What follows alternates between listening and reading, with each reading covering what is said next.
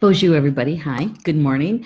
I'm Neshi Lokatz. This is Star Nations Organization's main fan page, and today's morning live stream, which we do every morning, just about, is to share the card draw that I've done in the morning, and just share about it and talk. And it's kind of like a spiritual roundtable in a way, a cyber one, right?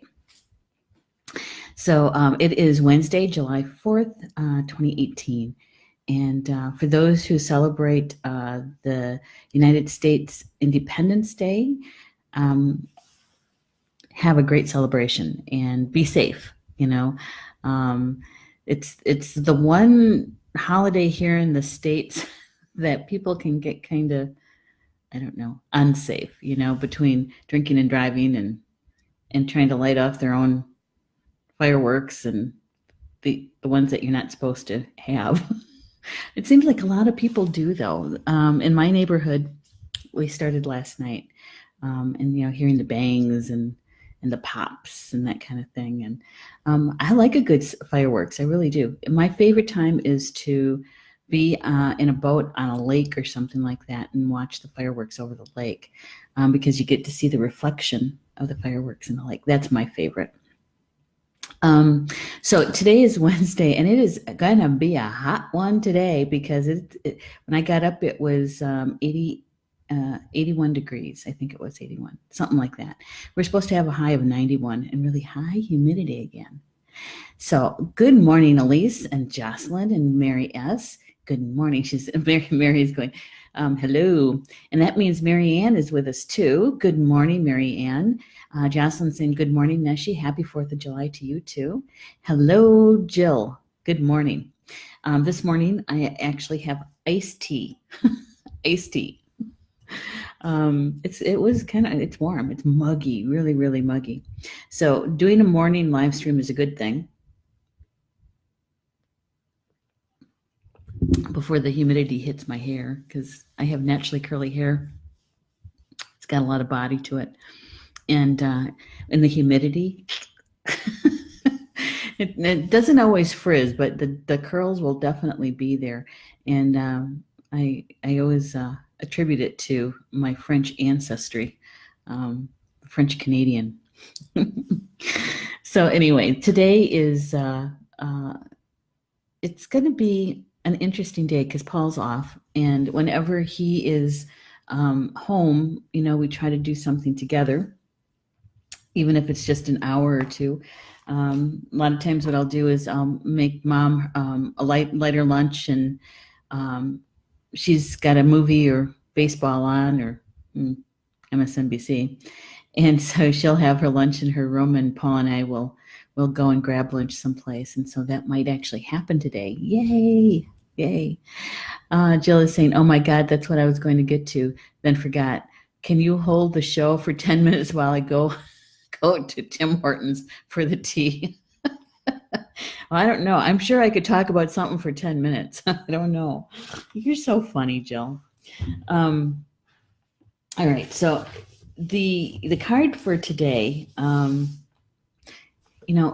this is what I did this morning. When I got quiet to do the card draw, for those of you who joined me for the Unity Breath meditation on the last Tuesday of the month, it's a guided meditation, right? And I do use that a lot. It's not so much the full-blown guided meditation as it is bringing those images that I just really love about Grandmother Earth, Kokmis Kikan, and bringing those images to me and feel the feelings about them. And then I send her love, right? And I wait for that feeling to come to me, and for her love coming to me. And this is the one thing I always hear her say to me, is she says, oh my divine child. And it's like, I see this color green, and it's swirling all around me. And, and I just feel that so loved. I really do. And then I turn my attention to Grandfather Sky, and we call that Gamisho Masay Nan. And feeling the love that I have for Grandfather Sky. those images and the feelings, the emotions around that. And one of my favorite ones for that is there was a time I was standing in the driveway of one of our old houses, and we didn't have a lot of street lights there because it was a small town, and so that we didn't even have sidewalks. And I remember standing in my driveway, and I'm looking up at the sky, and my father-in-law had just walked on that fall before, the previous fall, and I was standing in my driveway, and I'm looking up all the stars, and I had my arms out, and I was saying out loud how beautiful it was, and that I knew that Al was amongst the stars, and I felt how much I love my home planet, Cirrus, and yeah, feeling that love flow, right? And so, when Grandfather Sky comes to me, that feeling of love, he always calls me child, oh child, and then I can feel it's kind of like a goldish color, sparkly color that comes to me. And so that's what I did this morning, and I sat there with it for a little bit, and feeling how much the love around it. And I got to tell you that whenever I do that, I'm happy. I'm happy. And for those of us who are primary caregivers, whether it is to an elder or to a spouse or a significant other, a child, a sibling, I really believe that to take those moments to bring those images to you and that love to you, because it really does make a huge difference. And so I started doing the card draw, stating my intention, asking for my team to come in. And this is the card that they chose for us this morning. Sweat Lodge, Purification. Yeah. And I haven't been in a sweat lodge in quite a long time. Probably a year and a half, maybe almost 2, something like that. Hey, good morning, Mary Ann Anderson Fry. Good morning to you. Good morning. Hey, Mary, are you going up to the cabin this weekend? Yeah, I think you said something about that. So anyway, the Sweat Lodge, it's interesting. If the people in the live chat, if you could let me know if you've ever done a Native American sweat lodge, specifically. And I'll tell you why. Because even though that I believe most of the sweat lodges have good intention, and they do, and depending on who's leading the sweat, they're very connected to spirit, right? I've been to a more of a Celtic feeling sweat lodge. Yeah, because I was just checking in. It's like, because I think we did 3 rounds. I think it was for the Trinity, right? And the songs weren't necessarily Lakota songs or Anishinaabeg songs, but it was still good. So the sweat itself, my understanding, because I'm not trained in it, okay, my understanding is that the Sweat Lodge is one of the 7 blessings that was brought to the Osheti Sequoia people, the Great Sioux Nation, by the White Buffalo Calf Woman. And the Sweat Lodge is part of the preparation to the Sundance, and the Sundance being the 7th gift, right? And so the Sweat Lodge is a place where, yes, we do sweat. That is a fact. But that purification of your physical body helps. But the purification is meant for all of your bodies. And so the prayers, the songs, you can pray for yourself, you can pray for others, You can go in with a specific intention that you will pray about during those rounds. And my favorite part, I've got two of them. My favorite part, oh no, I got three of them. My favorite part is when the water is put onto the rocks, and you can hear the hissing, and the door is closed, right? And so it's so dark in there, you can't see your hand in front of your face, and you can see the hot rocks, the embers of them, glowing, and the steam rises, right?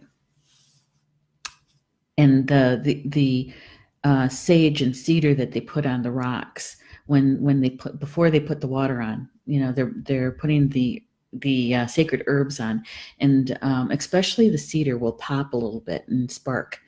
That's one of my favorites.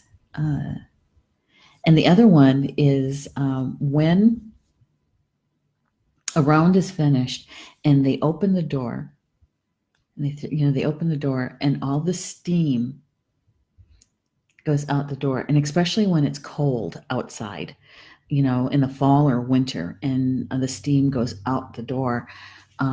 That's taking the prayers, and anything and everything that you released.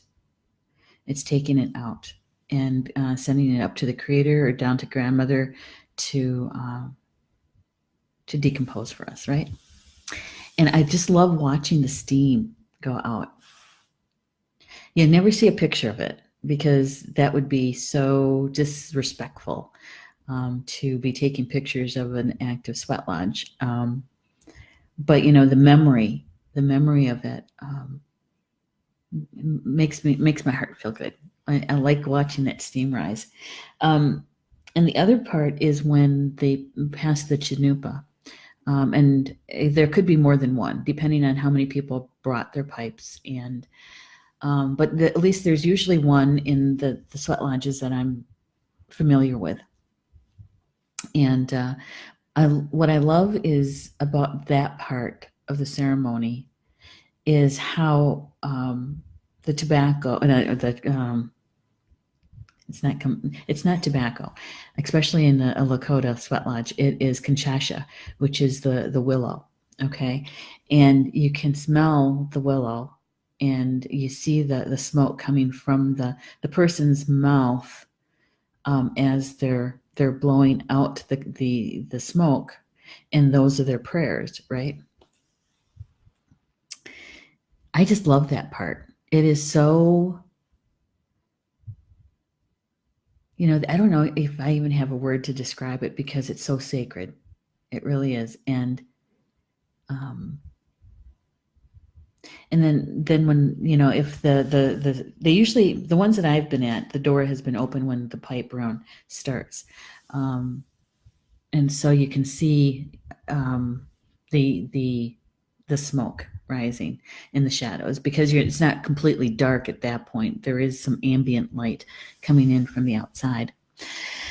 So sweat lodge, that's my experience with that. I've been to some really, really hot ones.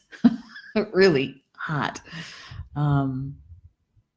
So hot that when I got back to Wisconsin, I had to put a conditioner, one of those special ones, in your hair, because my hair just felt strange. Well, it got scorched from the heat. Now, the thing is that you can go low. You can kind of, if you have room, you can kind of lay down, or you can kind of sit a little bit forward. And I usually put my towel, like this, while I'm praying. But I didn't that time. I didn't. And I had to condition my hair. Yeah. So what are we doing here? Let's see. All right. So we have some experience here in the chat room with lodges. Jill says yes. Mary says yes. Jill specifies Lakota. Good. Jackie. Hi, Jackie. She says yes. And Jocelyn says yes. Yes. Thank you, Elise. Morning to my mom. Thank you. And Mary is also saying, yes, I have. About 20 years ago, it was amazing. And she says, I love the door opening too. Okay. Um, good. I'm glad you guys shared that, because there, even if you've only done it once, you'll always remember that experience. And if you were praying for somebody or yourself, um, the effects of that prayer. A lot of times, what it is also about healing, balancing your emotions. You know, because we're human. There's things that we say and do that is not of the highest vibration. No matter how hard we try, you know, that we're conscious of it, right? And so when you're in a sweat lodge, you have the ability to heal that, make amends for it, to let it go, so you don't have to carry it around with you, you know. So that is a good thing. All right, Jill is saying, in some ways, I like the struggle of the really hot one that you're not sure you. Yeah, it is. It's I tell you what, the hottest one I really was surprised at is because we didn't have a fire. What does that mean? It was, and I want to say it was in July or August a few years ago, and there was a fire ban, and so we couldn't have the sacred fire to heat the rocks. But what happened is that we called on the energy of the sun, grandfather, sun, and left the rocks out all day, out in the middle of the sun, and it was hot. It was like the heat index had to have been like 105 or 110, and so the rocks soaked up all that sunshine heat all day, all day. It might have even been 2 days, if I remember right. Anyway, um, so when the stones were brought in, they were hot, and they still did the steam, and it was probably one of the hottest ones I'd been in a while. Um, it's kind of strange, isn't it? No fire, and yet they put the steam off really well. You know, and I do know this is that when the water, the sacred water, hits the rocks, the sacred rocks, because the rocks are the record keepers, right? And so as they release the steam, there is messages. There are ancient teachings that you can be aware of in those moments, because the stones are blessing us with information at the same time. So Mary saying, as we exit the sweat hut, the northern lights were in the sky, and it was so beautiful, and I felt full of love and spirit. Yeah, that must have been beautiful to be able to go out and see the northern lights. That would be wow. Now I've done sweats where it was all women sweating, and coming out of the sweat lodge, and we had put mats down, right? And so laying on the mat, cooling off, staring up at the sky, and I didn't have my glasses on, staring up at the sky, and it was a starry night in this lady's house, and where she had her sweat lodge, out in the middle of nowhere. So there's no street lights, right? So you have full vision of the stars. And I didn't have my glasses on, and I kept looking up, and I think, God, are they moving? No, it must because I don't have my glasses on, can't see that well. And pretty soon I could hear Minnie say to me, actually us, because there was a few of the sisters there. She says, guys, do you see the stars moving? Are they, you know? And there's a few of us that actually saw the stars moving. Now, some people would say it was because we were dehydrated, but that's not true. It's not true. What we saw is what we saw. And yeah, I really believe it was the Star Nations that was that was doing some stuff for us. Yeah. Yeah, it's a very spiritual experience, Jocelyn. Very. And so here's what Jamie Sams has to say about the teaching. She says that the purpose is to purify the body, mind, and spirit. And so the new sense of self can be present on the path. That we have been taught our society, our culture, where we grew up, okay, and the way that we grew up. We've been taught to hate anyone who looks, acts, or believes differently.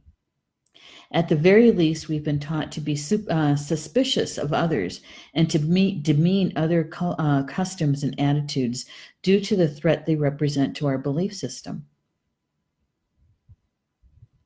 Which is kind of true. I mean, many of us take very conscious steps to filter through our belief system, or plural systems, to decide what's a truth for us now. And if it's not a truth for us now and doesn't hold a purpose for us, it's something that we can let go. All right. And when we do that, we make room for other beliefs that are more us, more about our heart, more about our spiritual walk, right? And it doesn't necessarily mean that there's a judgment against the earlier belief system. It just doesn't fit you anymore, and that's why you need to let it go. But you're the one who makes that decision. No one else. That's you. And if you choose to keep it, that's your choice, right? She also says that if we believe something, those beliefs may be changed. So we can change our beliefs. And she actually says something here that kind of went right to my heart. She says, but to know, because she calls some of the Native American, the traditional ones, the ancient ones, knowing systems, not belief systems, but knowing systems, because a belief you can change. But she says that to know is to have a gift that is part of your total self and is, as such, an extension of who and what you are in this lifetime. Okay, so the knowing is more grounded in your being than a belief, because as she says, the belief can change. We can let it go. We can turn to a different belief.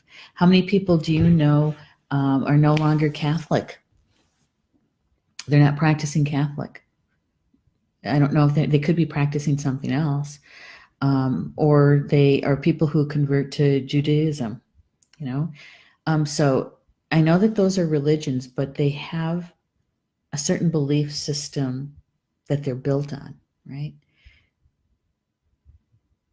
And so when you find a knowing within that belief system, that's even different. That's way, way different. That reminds me of one of my friends over in Ireland, Phil. She's an interior decorator, and she's actually quite famous over there. But we went through space clearing and feng shui training together, and she was Catholic. She is Catholic, and she had questions about the religion, and not so much the some of the information, the spiritual information. It was the questions about how humans are distorting it.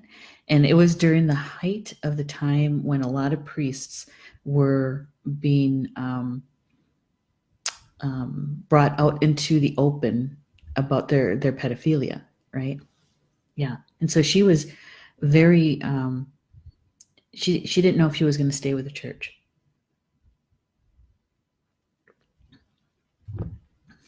And the last time I talked to her, which has been a while, What she found was that what she kept was what we're talking about is the knowing, the spiritual foundation, and not so much the politics around the religion. But she took some time to filter through all of that and get down to the part that she did feel a knowing about, and that's the part that she kept. And and I have to say that it takes a lot of courage and stamina to hang in there and to go through it, because a lot of people would just walk away from it and not look for what was it that was in here that was meant for me. Yeah.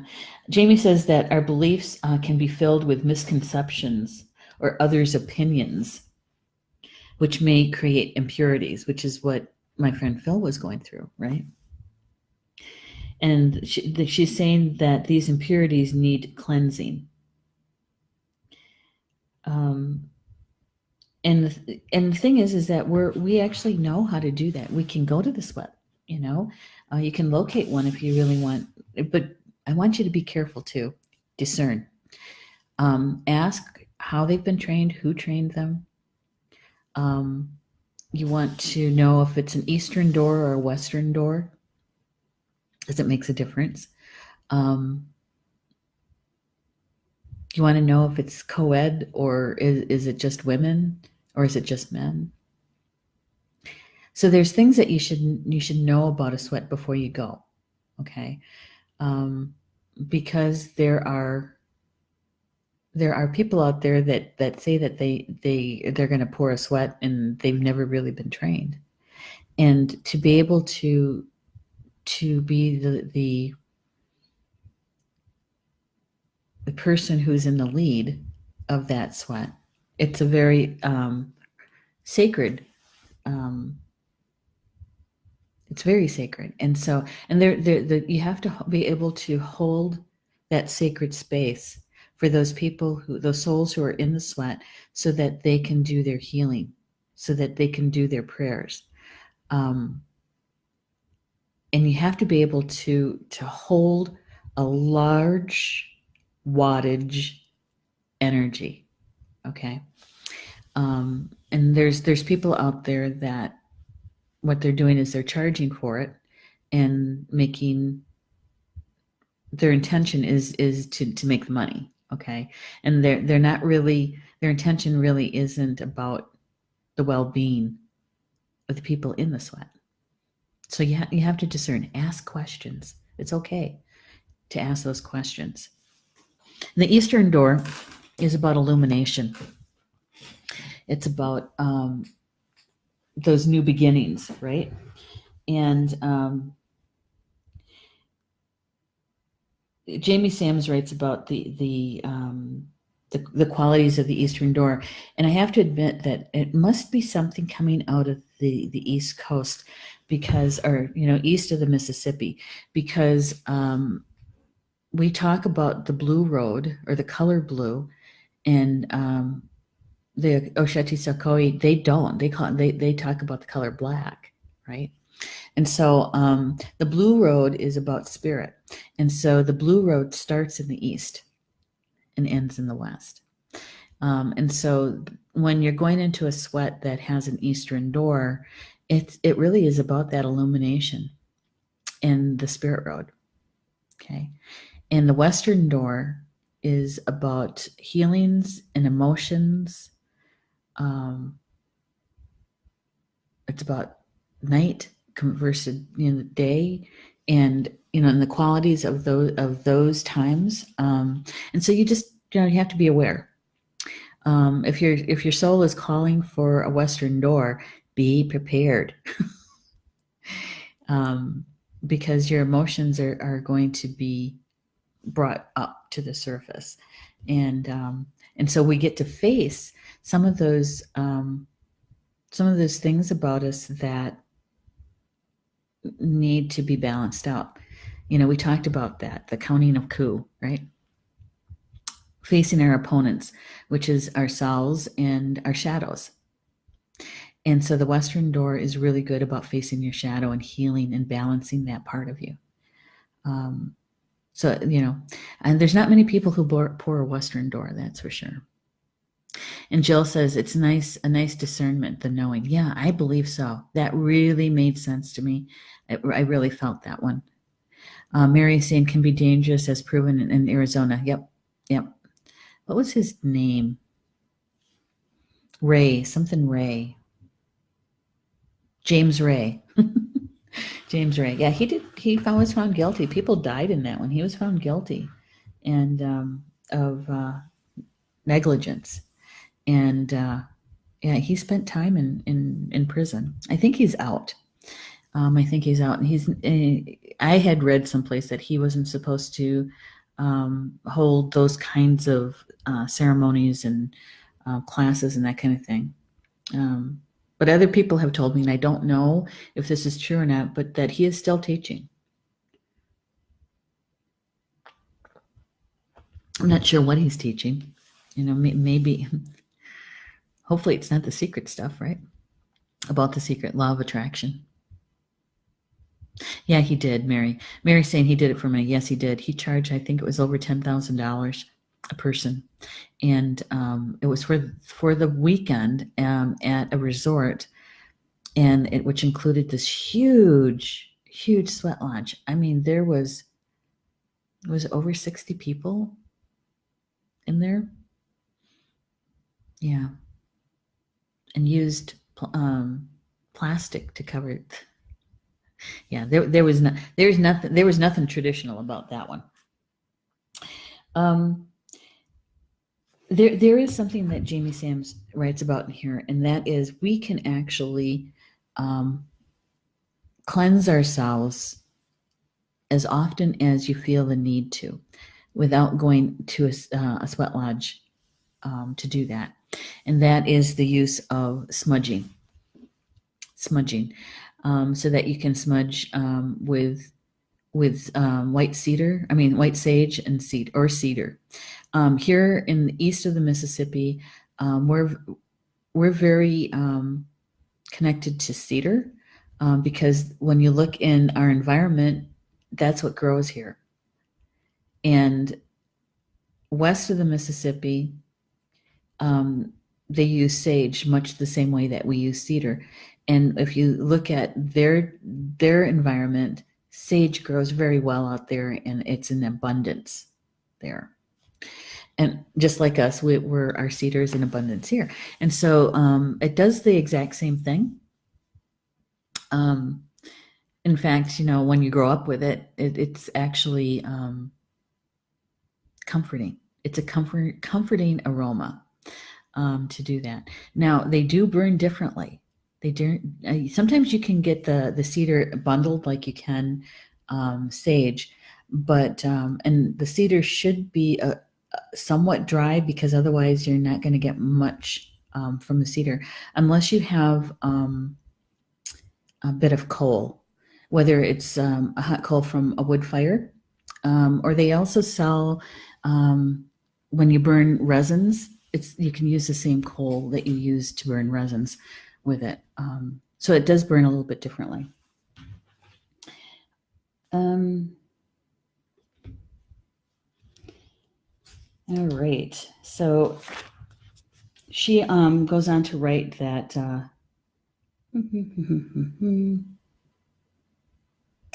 she says, in humbling ourselves and crawling through the opening to the Purification Lodge, we are asked to check our egos at the door. Since sacrifice originally meant to make sacred, approaching every act of life in a sacred manner is a good way. The circular form of the Purification Lodge reminds us not to assign blame to others if they falter or fall, but rather to gently teach in a loving kindness so that the circle of the sacred hoop may remain whole. Yeah.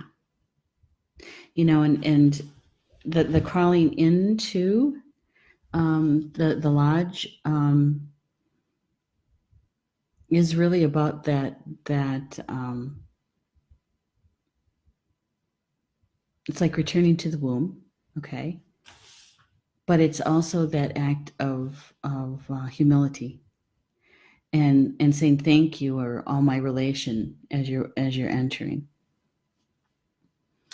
and then crawling to where you're going to sit. Now, there's some people, because of their physical challenges, they might not be able to crawl, that they kind of walk over there. But yeah, and then coming out is the same way, is almost like a rebirth. Yeah, which leads to good segue to the other card. Wait a second. The card application. I should probably do that. The card application. It says that if you get this card, there's a need for purifying some aspect of your life.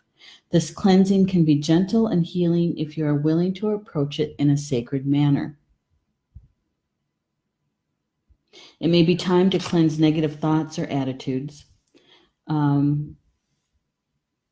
Whether the purification is of body, mind, emotions, attitudes, or spirit is for you to decide. The constant rule of the Sweat Lodge card is about humility, and purification always makes way for a new life force to enter. Remember that once they call it rust. Once the rust is removed, you may shine in your own right. So purification. Yeah. I'm going to read the poem because Jamie Sams is a good poet. She writes for the Sweat Lodge: fire purification, steam from sacred stones, prayer ties and tobacco meld with spirit songs. Yeah. What I need to do is find a Sweat Lodge closer to me. Maybe that's going to be on the to-do list, to find something that's closer to me. And so with the medicine cards that we drew this morning, I asked about who of our animal relatives would be able to help us understand the essence of the Sweat Lodge cards in modern day, today.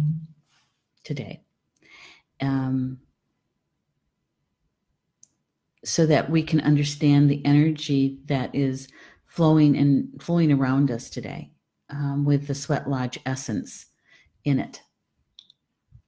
So the Sweat Lodge is about purification. It's about releasing things that no longer serve a purpose for us. It's about healing. It's about a way to be, depending on which kind of door you're experiencing, the east or the west. If you're going to a western door, it is about helping you to heal and balance those shadow parts of yourself, those emotional things, right? And so this is who came, is Bat. And Bat is about rebirth. Yeah. They, when they fly out of their, a lot of people, relate them with caves, which is true. They do live in caves. A lot of times they live in our chimneys, but we create bad houses for them, right? So that they can help us maintain a balance with the mosquitoes and bugs. But they fly out of, let's say, the cave, and it's like coming out of the womb of the lodge, because it's about a rebirth, because you just let something go. You're making room for a new life force to be in your life. Yeah. Elise is saying, I've made furniture out of willow and would like to make a lodge, but want to do it the native correct way. Yeah. And you're in Michigan. Well, if you want to learn, okay, so there's a little bit of a difference. There's a difference between a sweat lodge, and the building of a wigwam, or if you put two smaller wigwams together to make a bigger one, it is called a lodge because it's longer. It's not round anymore. It's more rectangle, right? I remember when my grandmother, my mom's mom, my Gaga, when she walked on years and years ago, early 70s. Yeah, the funeral ceremonies that are held because you're awake for 4 days, right?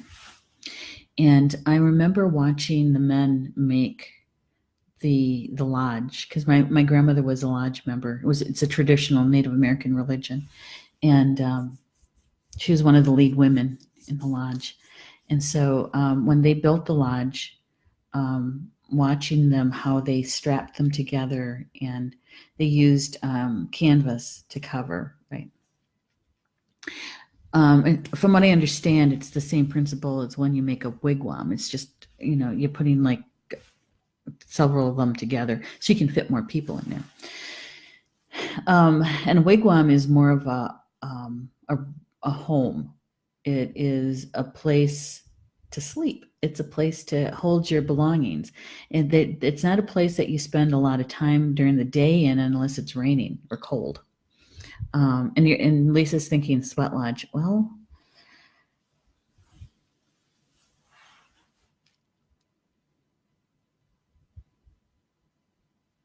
I'm thinking about this.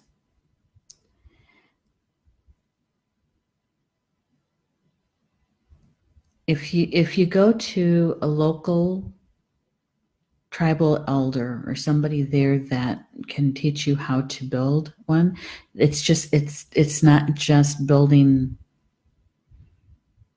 the sweat lodge.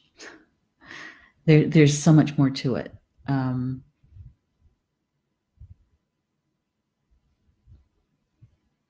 You'd have to find out because here's a belief system. Some would, because you're female, that might not be possible through certain people. But I don't know enough about the Anishinaabeg there, and who's teaching what. And so what you would need to do is find an elder close enough to you through the Anishinaabeg people. That would be the Ojibwa, Ottawa, Potawatomi. There's probably a reservation near you. I don't know what part of Michigan you're in, Elise, who's closer to you. And so to be able to connect with them and let them know what you would like to do, and maybe find somebody that would be willing to teach you. It's a lot more than just putting the willows together. There's ceremonies that go with the construction of a lodge. Yeah.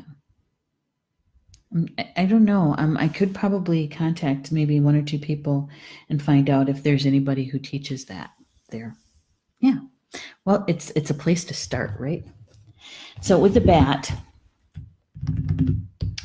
medicine, now the bat is actually, there's a lot about bat when you're from the indigenous people coming from Mexico, the Aztec, she's got the list here, Aztec, Toltec, Tulacan, and the Mayan people, that they actually have ceremonies around and including the bat. Okay. And the bat is actually, medicine is used quite a bit by shamanic people, by holy people.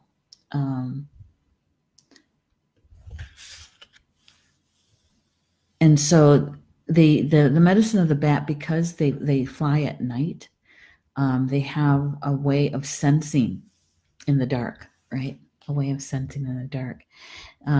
They have that, is it silent flight? I wouldn't say it's completely silent because you can hear them. You can hear them. You can hear the fluttering, right? Elise is saying we can talk about it when I'm there. Yes, absolutely. Near Big Rapids. Okay, that's helpful because there's more people that I have a little bit more contact with, connection to in the Big Rapids area. We'll figure it out. We'll find something. We'll find something for you. And so Jamie says that the basic idea of ancient initiations was break down all the former notions of yourself that were held to be, that were held by the shaman to be. And so for those people who picked up the medicine of someone who travels in the dark, right? That shaman, that holy person. There's certain ceremonies and initiations that they have to go through in order to training to go through. And then much of that training is that they are facing their shadow selves. And so that they can have balance, release what needs to be released, heal what needs to be healed, so they could have balance, so that when they are in service to someone else, that they have compassion, right? We talked about that yesterday with the shaman's mask, that they have compassion for the person that they're helping. And that with their training, it's like being reborn, is because they're the surface self, and the balancing of the ego brings us closer to our original song, our original frequency. And so in many ways, it's like a rebirth. And we talked about that yesterday, about the little death that occurs when you're training to be that shaman, when you're going through the rituals and the ceremonies. And so when we're facing the shadow self, those aspects of ourselves that are opponents that we neutralize, with like the jealousies, the competition, the gossiping, all the things that pull us out of balance, out of our original song, right? And so she says that one of the other symbols, and I didn't think about this, one of the other symbols about the bat is that when it's at rest, it sleeps upside down, right? It sleeps upside down. And when it wakes up and it's going to take flight or to move, it has to go down first. And some of that, they say that it's like again, going to the rebirth, is when the baby comes out of the womb, it comes down head first, right? I didn't think about that in the bat. So I learned something from Jamie Sams. She says it symbolizes the need for a ritualistic death of some way of life that no longer suits your new growth pattern. This can mean a time of letting go of old habits and assuming the position in life that prepares you for rebirth. And in some cases, initiation. In every case, bat signals rebirth of some part of yourself or the death of an old pattern. The universe is always asking you to grow and become your future. Yeah, think about that. To grow and to become your future. So the application of the bat medicine. This position leads to, okay, so she says if, whoops, that's the contrary. The contrary, I don't know if we got the contrary or not, because the way it flew out of the deck, I wouldn't necessarily say that it was in the contrary, but there's good information about the contrary, if it were a contrary position. She says that that when we don't take responsibility for the healing and the letting go of old habits or old beliefs, is that eventually we stagnate. We no longer grow because we haven't made room for the new life force to come in. And so when we don't do those things, and we don't follow our guides, our spiritual team's nudges, right? Or we procrastinate about it, that we stagnate, we don't grow.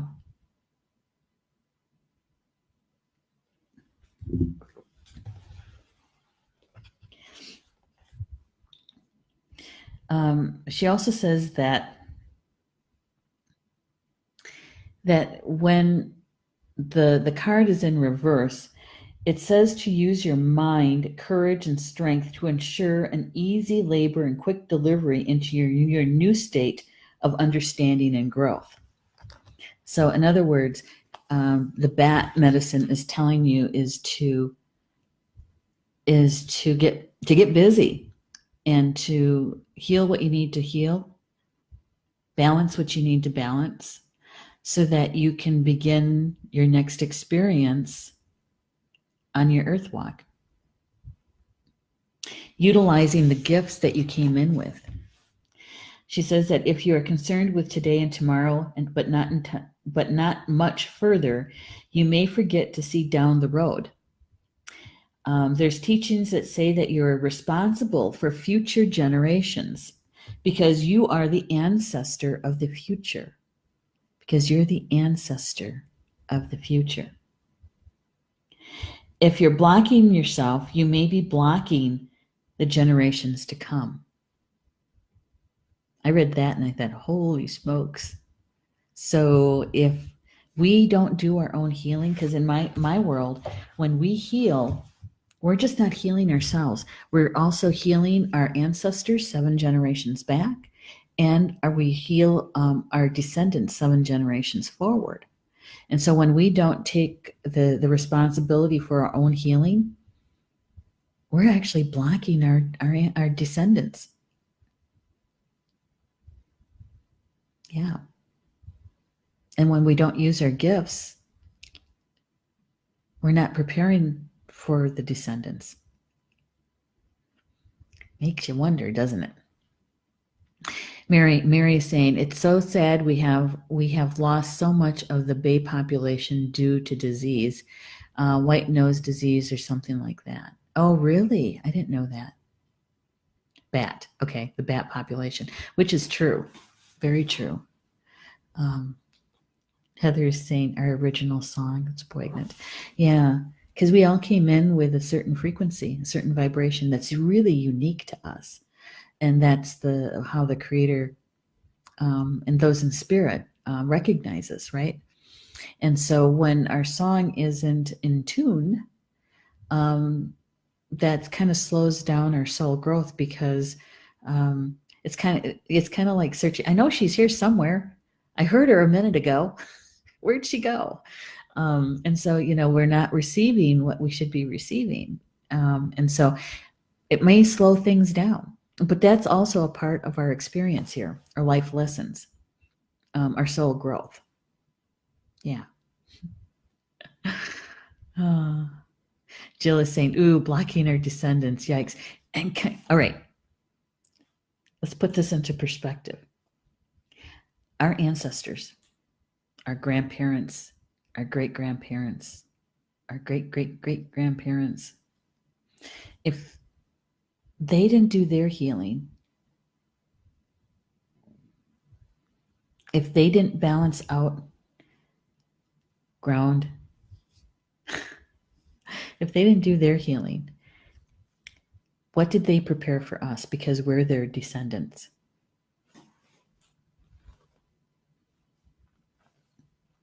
And so my generation, and probably the one, maybe even the generation older than me, we deal a lot with historic trauma from a Native American point of view. And these days, there's so many people here in the United States who have the DNA, they have ancestry to an indigenous people. Somewhere in your lineage, there is and please don't call them the princess, or because it's always a Native American princess. But maybe it's a great grandparent or something like that that was Native American or part Native American, and so there are many, many, many people who carry the DNA. They might not look like it on the outside. They could easily be more Nordic looking on the outside, but they do have some markers in their DNA that is Native American. So they still have ancestry to that. And it doesn't really even matter, I suppose, because everybody has gone through something that has a historic trauma to it. Maybe it's in Ireland where they went through the famine, right? And so they have ancestry to that historic trauma. So we all carry something. So if our ancestors didn't heal it, we carry it, we deal with it. Are we going to heal it? Are we going to bring the balance? Are we going to let go of a belief system maybe that no longer holds a truth for us? Are we going to keep part of it? We have those decisions that we make. And when we don't do our own healing, then that is something that we are continuing forward. If our ancestors didn't heal, we don't take the time to heal. Our descendants, it'll be up to them on whether or not they're going to heal that.